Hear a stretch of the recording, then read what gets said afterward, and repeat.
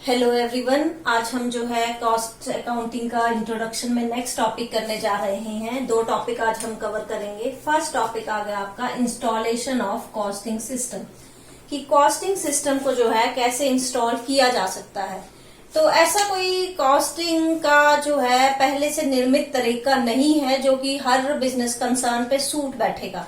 तो हर business concern को, हर business organisation को जो है अपनी नीड्स के अकॉर्डिंगली जो है उसको सेट करना पड़ता है। और लागत लेखांकन तभी सेट करना चाहिए किसी भी ऑर्गेनाइजेशन में जब मैनेजमेंट को उसकी जरूरत अनुभव हो। उस पे होने वाला खर्चा, उससे होने वाले लाभ, दोनों को कंपेयर करके देखना चाहिए कि क्या लागत लेखांकन को लगाने से वास्तव में बिजनेस ऑर्गेनाइजेशन को किसी तरह का फायदा होगा या नहीं होगा।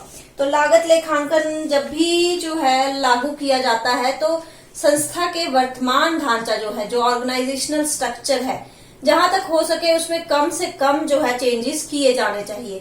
क्योंकि अगर ज्यादा चेंजेस किए जाएंगे, लोगों की अकाउंटेबिलिटी, रिस्पॉन्सिबिलिटी, अथॉरिटीज में चेंज आएगा, तो उससे जो है एम्प्लॉयज उस चीज की रेजिस्ट करेंगे। तो उस चीज से बचने के लिए जहां तक पॉसिबल हो सके, जब हम लागत लेखांकन लागू करने जा रहे हैं अपने बिजनेस में, तो बिजनेस स्ट्रक्चर में जो है वो मिनिमम चेंज होना चाहिए। इसके अलावा जब हम लागत लेखांकन स्टार्ट करते हैं किसी भी ऑर्गेनाइजेशन में, तो एकदम से स्टार्ट नहीं करना चाहिए, धीरे धीरे। यानी कि पहले एक डिपार्टमेंट में कर दिया या एक प्रोडक्ट यूनिट के लिए कर दिया, तो इस तरह से स्टार्ट करना चाहिए। फिर धीरे धीरे उसको जो है डिपार्टमेंट में और बढ़ा देना चाहिए कि बाकी डिपार्टमेंट में भी लागत लेखांकन जो है लागू कर दिया गया। और लागत लेखांकन जब भी लागू किया जाता है तो उसका मेन उद्देश्य जो रहता है वो कॉस्ट को जो है कम करना और वेस्टेज को भी कम करना जो है रहता है। तो कई तरह के उद्योगों में लागत लेखांकन की अलग अलग तकनीकें जो है यूज की जाती हैं। तो वैसे कॉस्टिंग सिस्टम को जो है हम तीन मेजर तरीकों में बांट सकते हैं। फर्स्ट आ गया आपका प्रोसेस कॉस्टिंग सिस्टम। ये कॉस्टिंग सिस्टम आपका उन तरह के उद्योगों में लागू होता है जहां पे जो है जो प्रोडक्शन होती है वो प्रोसेस वाइज होती है। प्रोसेस वाइज होने का मतलब कि एक प्रक्रिया में कच्चा माल डाला गया, उसमें थोड़ा सा चेंज आया, फिर उसको नेक्स्ट प्रक्रिया में छोड़ दिया गया, नेक्स्ट प्रक्रिया में उसमें थोड़ा सा चेंज किया गया, फिर थर्ड प्रोसेस में छोड़ दिया गया, थर्ड प्रोसेस से एंड जब फिनिश प्रोडक्ट बन गया तब उसकी सेल जो है की जा रही है। फॉर एग्जाम्पल मैं आपको एग्जाम्पल देती हूँ कि जैसे आपका ये जो टेक्सटाइल इंडस्ट्रीज हैं, तो पहली प्रोसेस में रुई एज अ कच्चा माल, रॉ मटेरियल जो है ली जाती है। फिर रुई को हम जो है धागे में फर्स्ट प्रोसेस में हमने चेंज कर दिया। धागा जो है अब सेकंड प्रोसेस के लिए कच्चा माल बन जाएगा। अब सेकंड प्रोसेस में कच्चा माल धागा आया तो उससे हम जो है कपड़ा बना रहे हैं। थर्ड प्रोसेस में कपड़ा कच्चा माल है और उस कपड़े से शर्ट बनाई जा रही है। तो थर्ड प्रोसेस में फिनिश प्रोडक्ट आपका बनकर तैयार हो रहा है। तो इस तरह के प्रोसेस में जब हम कॉस्टिंग सिस्टम अपनाते हैं तो उसको हम प्रोसेस कॉस्टिंग सिस्टम बोलते हैं। सेकंड आ गया आपका यूनिट कॉस्टिंग सिस्टम, या इसको सिंगल आउटपुट सिस्टम भी बोला जाता है। तो इसका मतलब होता है, ये ज्यादातर उन उद्योगों में लगता है जहां सिमिलर तरह की जो है प्रोडक्शन चल रही हो और कॉन्टिन्यूस बेसिस पे जो है प्रोडक्शन चलती है। तो इस तरह के उद्योगों में कॉस्ट शीट बनाई जाती है जिसमें हम जो है टोटल कॉस्ट और पर यूनिट कॉस्ट जो है निकाल सकते हैं। जब टोटल हो जाएगा कॉस्ट का, उसको नंबर ऑफ यूनिट से डिवाइड करेंगे तो हमारी पर यूनिट कॉस्ट जो है आ जाएगी। और थर्ड आ गया आपका ऑपरेटिंग कॉस्टिंग सिस्टम। ये सिस्टम वहां लागू होता है जो उद्योग सर्विसेज प्रोवाइड करवाते हैं। वो कोई प्रोडक्शन नहीं कर रहे हैं बल्कि सर्विसेज प्रोवाइड करवा रहे हैं। जैसे आपकी इलेक्ट्रिसिटी बोर्ड है, ट्रांसपोर्ट सर्विसेज है, हॉस्पिटल सर्विसेज है, एजुकेशन सर्विसेज है, बैंकिंग सर्विसेज है, इंश्योरेंस सर्विसेज है। तो वहां पे जो है हमारा ऑपरेटिंग कॉस्टिंग सिस्टम जो है लागू किया जाता है। तो मेजर तौर पे कॉस्टिंग सिस्टम इन तीन तरीकों से जो है लागू किया जा सकता है। सेकेंड जो टॉपिक आज हम करने जा रहे हैं वो है techniques of costing. Techniques of costing का अर्थ है कि लागत की क्या क्या तकनीकें या क्या प्रविधियां जो है इसमें यूज की जाती हैं। तो जो हम टेक्निक्स पढ़ेंगे वो सिर्फ लागत लेखांकन में ही यूज नहीं होंगी, बल्कि मैनेजमेंट अकाउंटिंग टॉप लेवल जो मैनेजमेंट है उनको डिसीजन मेकिंग प्रोसेस में भी जो है वो हेल्प करती है। मींस जो टॉप लेवल सिर्फ लागत लेखाकार जो कॉस्ट अकाउंटेंट है वही इन टेक्निक्स का यूज नहीं करेगा, बल्कि जो टॉप लेवल मैनेजमेंट है वो भी इन टेक्निक्स को जो है यूज करके अपना डिसीजन ले जो है वो कंपनी के रिगार्डिंग ले सकते हैं। तो फर्स्ट टेक्निक आ गई आपकी हिस्टोरिकल कॉस्टिंग मेथड। जैसा कि नाम से ही पता चल रहा है कि हम इसमें जो है वो कॉस्ट लिखते हैं जो ऑलरेडी हो चुकी है। मींस इसमें जो है जब प्रोडक्ट हम बना रहे हैं उसके लिए रॉ मटेरियल हमने खरीदा, जैसे खरीदा उसके बाद लिखेंगे, पहले उसकी एंट्री जो है रिकॉर्डिंग नहीं की जाएगी। तो इसमें जो है एक तरह से कॉस्टिंग सिस्टम में जो है कॉस्ट को कंट्रोल करने के चांसेस बिल्कुल भी नहीं रहते हैं, क्योंकि जब लिख ही दी, कॉस्ट खर्च कर ही दी, तो बाद में उसको कंट्रोल जो है नहीं किया जा सकता। हाँ, अगर कॉस्ट को लिखने से, लेने से पहले, खर्च करने से पहले हम जो है उसके बारे में हमें जानकारी होती तो हम उसको कंट्रोल कर सकते थे किसी तरह से, पर इसमें जो है तब तक जानकारी नहीं होगी जब तक हम खर्च जो है एक्चुअल में नहीं करेंगे। नेक्स्ट आपकी टेक्निक आ गई uniform costing method. Uniform means similar, तो सिमिलैरिटी मीन्स कि एक तरह से आपके कंपैरेटिव टेक्निक है ये एक।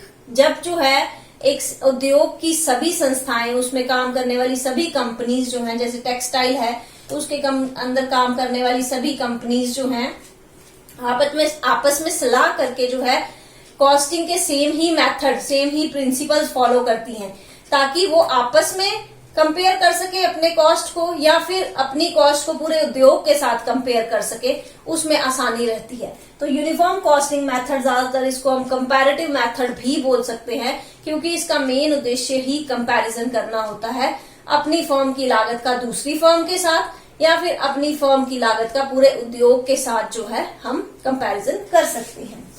थर्ड आ गया आपका मार्जिनल कॉस्टिंग। ये आप पहले भी पढ़ चुके हो। मार्जिनल कॉस्टिंग का मतलब होता है कि प्रोडक्शन में चेंज आने से, पर यूनिट जब हम प्रोडक्शन चेंज करते हैं तो टोटल कॉस्ट में कितना चेंज आता है उसको हम मार्जिनल कॉस्ट बोलते हैं। तो मार्जिनल कॉस्टिंग में जो है जो प्रोडक्शन की कॉस्ट में चेंज आता है वो नॉर्मली वेरिएबल कॉस्ट की वजह से आता है।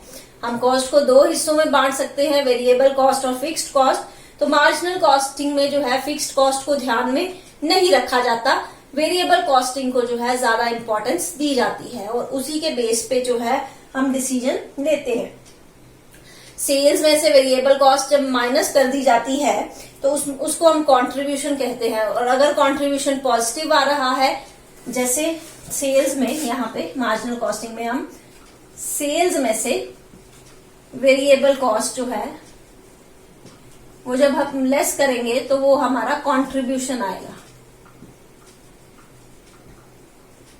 कंट्रीब्यूशन अगर पॉजिटिव आ रहा है तो मतलब कंपनी प्रॉफिट में है, अगर कंट्रीब्यूशन नेगेटिव आ रहा है तो कंपनी लॉस में है। तो यहाँ पे फिक्स्ड कॉस्ट को हम ध्यान में नहीं रखते हैं। नेक्स्ट टेक्निक आ गई आपकी एब्जॉर्प्शन कॉस्टिंग। एब्जॉर्प्शन कॉस्टिंग में जो है लागत को जब हम ज्ञात करते हैं तो उसको fixed, variable, direct, indirect cost, इस तरह से हम जो है उसको बांट लेते हैं, जिसके बेसिस पे जो है हम किसी डिपार्टमेंट में कितनी लागत जानी चाहिए। अब सुपरवाइजर है तो उसकी सैलरी सिर्फ एक डिपार्टमेंट, एक प्रोडक्ट पे नहीं जाएगी, ए प्रोडक्ट पे भी जाएगी, बी प्रोडक्ट, क्योंकि वो दोनों डिपार्टमेंट्स में जाके जो है सुपरविजन का काम कर रहा है। तो किस तरह से उसको डालना है, किसमें, किस डिपार्टमेंट में डालना है, वो आपका एब्जॉर्प्शन कॉस्टिंग के अंदर यूज किया जाता है। नेक्स्ट टेक्निक आ गई आपकी डायरेक्ट कॉस्टिंग।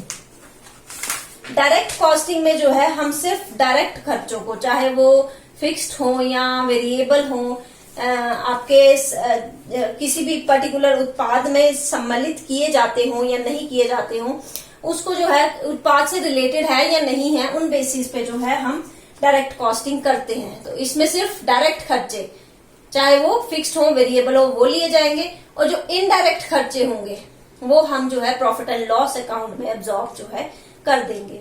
तो मार्जिनल कॉस्टिंग और इसमें यही मेजर डिफरेंस है कि मार्जिनल कॉस्टिंग में हम सिर्फ वेरिएबल कॉस्ट ही लेते हैं, जबकि इसमें वेरिएबल के साथ साथ फिक्स्ड कॉस्ट भी आपकी इंक्लूड की जाती है।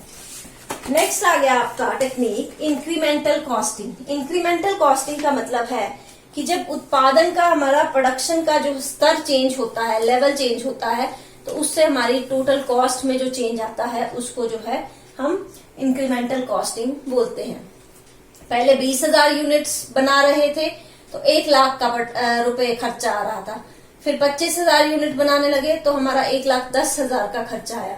तो ये जो चेंज आया दोनों में, यूनिट्स में 5,000 का और कॉस्ट में 10,000 का, उसको हम जो है इंक्रीमेंटल कॉस्ट कहते हैं। और लास्ट टेक्निक आ गई आपकी स्टैंडर्ड कॉस्टिंग। स्टैंडर्ड कॉस्टिंग में नाम से ही पता चल रहा है, स्टैंडर्ड फिक्स कर दिए जाते हैं कि इतनी कॉस्ट रॉ मटेरियल की पड़नी चाहिए, इतनी कॉस्ट लेबर की पड़नी चाहिए। फिर जब एक्चुअल में उसमें किया जाता है, एक्चुअल में खर्चा किया जाता है, तो फिर उन दोनों को कंपेयर किया जाता है, स्टैंडर्ड कॉस्ट को और एक्चुअल कॉस्ट को। ये पहले से फिक्स होती है आपकी स्टैंडर्ड कॉस्ट कि ये रॉ मटेरियल 10,000 रुपए का आएगा। मान लो 1,000 रुपए का जो है रॉ मटेरियल हमने परचेज करना है। एक्चुअल में जब रॉ मटेरियल परचेज किया तो वो 1,200 रुपए का जो है आया। तो अब इसमें जो 200 रुपए की वेरिएशन आई है वो किस वजह से आई है उसको जो जानना जरूरी है। ऐसा भी हो सकता है कि 1,000 की जगह 900 रुपए का जो है हमारा एक्चुअल कॉस्ट पड़े। तो यहाँ पे जो 100 रुपए की वेरिएशन आई है हमारी पॉजिटिव वेरिएशन, जो कि अच्छी बात है, उसके रीजंस को भी जो है जाना जाता है। नेगेटिव के रीजन को जानना ज्यादा जरूरी हो जाता है क्योंकि ये एक तरह से कंपनी के लिए लॉस की बात है कि 1,000 की चीज उसको 1,200 में मिल रही है। जबकि पॉजिटिव भी जानना जरूरी है कि 1,000 की 900 में मिल रही है, ताकि हम वही चीज आगे भी फॉलो करें और हमें इस प्रोडक्ट जो रॉ मटेरियल है और सस्ता मिले। सिर्फ रॉ मटेरियल के नहीं, लेबर के लिए, ओवरहेड्स के लिए भी जो है स्टैंडर्ड कॉस्टिंग का यूज किया जाता है। तो ये थी आपकी टेक्निक्स ऑफ कॉस्टिंग। मैंने पहले भी बोल दिया कि कॉस्टिंग टेक्निक्स का मतलब ये नहीं है कि ये सिर्फ कॉस्ट अकाउंटेंट के लिए प्रॉफिटेबल है, सिर्फ वही यूज करेगा। ये टॉप लेवल मैनेजमेंट जो डिसीजन मेकिंग करते हैं वो भी इस टेक्निक का यूज करके जो है डिसीजन मेकिंग प्रोसेस को ज्यादा इजी बना सकते हैं। तो ये थे आपके 2 टॉपिक आज के, installation of costing system and techniques of costing system costing. तो इन दोनों टॉपिक्स में आपको किसी तरह की भी कोई पॉइंट में प्रॉब्लम आ रही है तो आप कमेंट सेक्शन में लिख दीजिए, मैं उस प्रॉब्लम को फिर से सॉल्व करके एक्सप्लेन जो है कर दूंगी। Thank you.